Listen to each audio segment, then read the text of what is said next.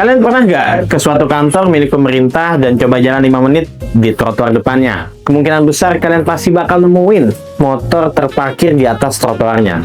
Lalu kalian coba bandingin sama kawasan seperti BSD, Alam Sutra, atau kawasan-kawasan yang dikelola oleh swasta. Dan kalian jalan di depan kantor developernya. Trotoarnya nyaman, lampunya terang, pohonnya rapi, kabelnya tersembunyi. Rasanya beda banget sama apa yang biasanya dikelola oleh pemerintah.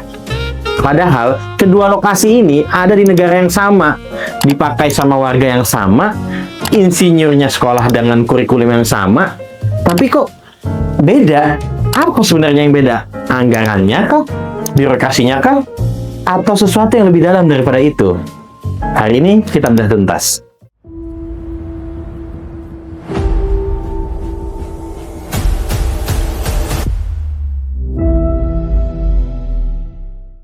Sebelum lanjut, kita lurusin satu hal dulu. Ini bukan video tentang swasta itu bagus, pemerintah itu jelek.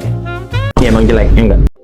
Oversimplifikasi kayak gitu, justru malah mengaburkan masalah yang sebenarnya. Yang mau kita bahas hari ini sebenarnya, ya kenapa banyak kawasan yang dibangun pemerintah sering gagal memberikan kualitas yang konsisten. Padahal secara regulasi, Indonesia ini sebenarnya punya aturan yang jelas. Undang-Undang Nomor 26 Tahun 2007 sudah menyatakan bahwa ruang itu harus ditata dan memiliki kriteria yang aman, nyaman, produktif, dan berkelanjutan. Jadi bukan karena Indonesia kekurangan regulasi. Masalah utamanya ada di apa yang tertulis dan apa yang terjadi di lapangan itu sangat berbeda. Sekarang kita bedah dari sisi swasta terlebih dahulu. Swasta ini punya satu kata yang sangat ajaib, yaitu insentif. Kawasan swasta seperti BSD City, Sumarekon, atau lainnya itu, nilai properti di sana bisa mencapai 50 juta per meter persegi. Kalau lingkungannya kotor, nggak terawat, ya nilai itu bisa anjlok. Makanya, buat mereka, perawatan itu bukan sebuah pengeluaran, tapi investasi. Dan mereka juga punya mesin pendanaan yang jalan terus, kayak parkir, sewa iklan, sponsorship, wifi, dan lain sebagainya. Bahkan nama donatur kadang dipasang di dalam fasilitas publik di dalam kawasan tersebut. Dan itu sah-sah saja buat mereka. Di kawasan swasta, proses pengambilan keputusannya pun cepat. Lampu trotoar rusak malam ini, ada laporan, bisa langsung diganti besok pagi tanpa harus menunggu rapat anggaran. Ini yang bikin standar mereka bisa dijaga dengan konsisten. Nah, sekarang di sisi pemerintah. Dan ini yang bisa bikin kita pusing banget. Coba bayangin, mau bangun satu trotoar, sebenarnya kelihatannya simpel kan? Tinggal cor, pasang paving, beres gitu. Tapi kalau di sini, enggak. Trotoar yang standar itu kan sebenarnya trotoar yang punya badan trotoar, drainase, ducting, dan masing-masing komponen itu diurus oleh instansi yang berbeda. Contoh, badan trotoar ada di Dinas PU bidang Bina Marga. Saluran air ada di Dinas PU bidang Sumber Daya Air. Kalau ngomongin lampu atau rambu itu ada di Dinas Perhubungan. Kalau ngomongin jaringan telekomunikasi ada di BUMD atau Dinas Kominfo. Pipa gas ada di perusahaan gas. Pipa air ada di PDAM dan lain sebagainya. Tiap instansi ini punya jadwal dan anggaran sendiri. Contohnya gini deh, trotoar baru jadi, baru dibenerin, bagus banget. Tapi belum nyampe sebulan, tiba-tiba salah satu instansi ingin memperbaiki air. Ya, trotoar yang udah bagus itu akhirnya dibongkar. Selesai dibongkar, ternyata bulan depannya mau pasang jaringan telekomunikasi di bawah tanah. Dibongkar lagi, dibenerin lagi. Begitu terus. Dan ini bukan fiksi. Dan kalau perlu teman-teman tahu, salah satu pimpinan daerah di Jawa bahkan pernah marah-marah soal ini. Karena sudah benar dibongkar, masukin yang lain. Sudah benar lagi, dibongkar lagi, dan begitu seterusnya. Belum lagi kalau ngomongin anggaran di pemerintahan. Ini harus berebut prioritas sama sektor lain. Ada pendidikan, kesehatan, transportasi, dan banyak hal.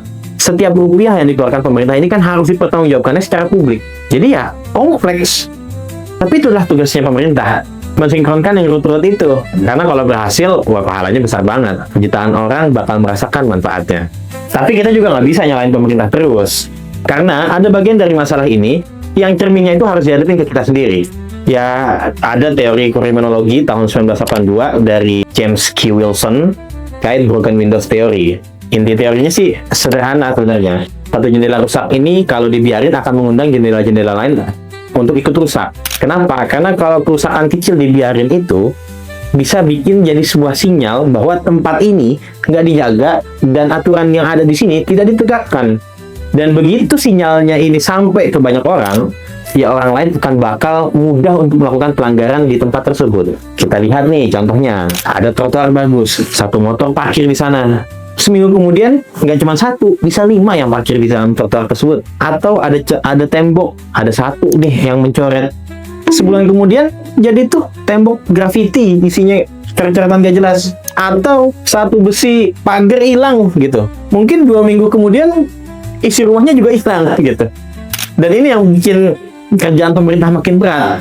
Udah mah pemeliharaan secara anggaran sudah sulit dilakukan, makin susah lagi kalau penggunanya sendiri ngerusak. Jadi kualitas ruang publik itu bukan cuma ditentukan oleh seberapa bagusnya dibangun, tetapi juga seberapa kuat aturan di sana ditegakkan dan seberapa besar kepedulian kita sebagai warga dalam menjaganya. Kalau kita simpulkan apa yang sudah kita obrolkan dari tadi, ternyata kualitas kota bukan soal satu faktor. Memang swasta unggul karena punya insentif yang jelas dan proses keputusan yang cepat. Tapi mereka cuma melayani yang bisa bayar. Sementara pemerintah punya mandat yang lebih besar, melayani semua orang dengan kompleksitas yang jauh lebih tinggi dan uang publik yang harus dipertanggungjawabkan setiap rupiahnya. Maka pemerintah ini harus memberikan yang terbaik. Kita sebagai warga, ya kita nggak cuma pengguna, tapi kita adalah penjaga. Jadi pertanyaannya bukan lagi swasta atau pemerintah yang lebih baik. Pertanyaannya adalah gimana ketiganya, pemerintah, swasta, dan warga bisa bekerja sama. Coba amati satu ruang publik di sekitar kalian. Menurut kalian, masalah terbesarnya ada di mana? Pembangunannya, pengelolaannya, atau kita sebagai penggunanya? Coba tulis di kolom komentar. Gue bakal baca semuanya.